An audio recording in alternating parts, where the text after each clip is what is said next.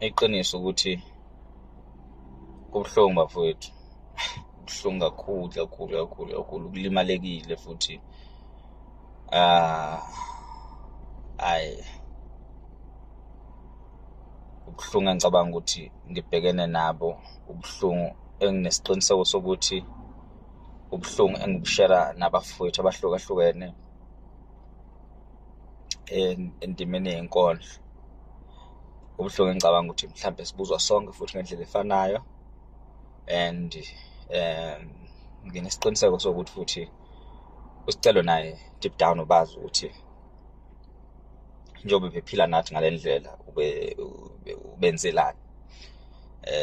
Bephila nawo wonke umuntu lamjida. Ngithatha isikhathi ukumazi nokusondela kuyena, kodwa the moment ngisondela eduze kaScelo ngiphila naye, ngikwazile ukuthi ngazi izinto eziningi ngepoetry as a whole, nangendlela nje ukwazi ukuphila nabanye osonkondlo, nokwazi ukusondela nenye igenge bengingayijwayele through uScelo. Sasebenza and bekuningi esikwenzile, kuningi kubuhlungu ngendlela eyisimanga, and that's when you realize ukuthi ukufa kuyayithanda le ndawo engathi ithule. Kuyathanda la kwazi ukuthi makuthinta kuzolimaza. I wish ngaba kuningi engingakusho. Ngiyafisa bafethu ukuthi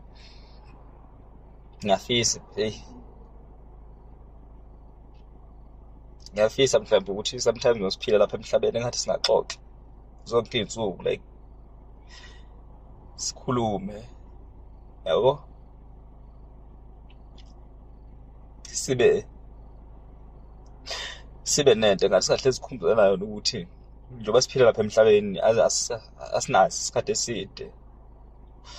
Ngathi singahlezi sinento ukwazi ukutshela abantu esibathandayo ukuthi siyabathanda.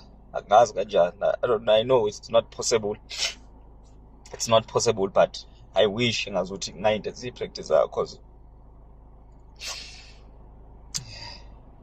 impilo esibekelwe yona ngifishane kakhulu, nesikhathi esinaso nabantu esibathandayo sincane kakhulu. I wish uScelo mfethu aphume nokuthula. I know maybe it's early, maybe to do even ivideo ngikukhulume ngayo cause into enzeke esanda kwenzeka, but